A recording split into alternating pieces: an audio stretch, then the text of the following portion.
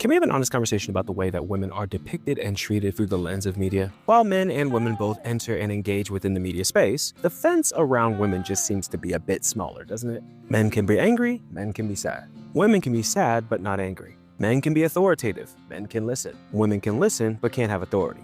Men can beg and plead and men can make demands. Women can beg and plead, but they shouldn't be demanding anything. And when you cross over into the faith-based world, things get even more dicey. You ever notice how men can just pop up out of nowhere, say, God told me to do something, and we just believe them? God told me to start a church. God told me to start this program. God told me I need 100 investors by the 3rd. And we'd be like, yeah, sure, no problem. But even in the most expressly egalitarian of places, women tend to need a man's cosign in order for us to take her seriously. Have you heard that preacher? She's dynamic. Who are you talking about? Oh, you don't know? That's so-and-so daughter. That's so-and-so's wife. That's so-and-so's sister. And don't trip, the same thing happened in mainstream music as well. We cared about Lil' Kim because Biggie co-signed her. We cared about Shawnna because Ludacris co-signed her. We cared about Nicki Minaj because Lil Wayne co-signed her. We cared about Estelle and Esther Dean because Diddy co-signed her. A lot of y'all still with Taylor Swift in the fight for her masters, not because owning masters is the ethical thing for artists to be able to do, but because she was standing up against a man who had bought them without her consent.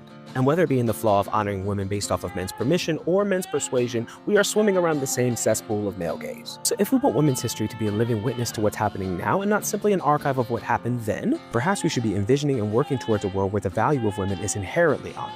A world where women are sought out to lead in places where they have traditionally been excluded. A world where women are not solely propped up as examples of what it looks like to overcome, but revered as keepers of their own sacred stories. That's the world I want my daughters to live in. That's the world I want my sisters to live in. That's the world our mothers deserved. And in many cases without fanfare, that is the world that our grandmothers worked for. Can you see it? Here it comes. And it's beautiful. Happy Women's History Month. And it's beautiful.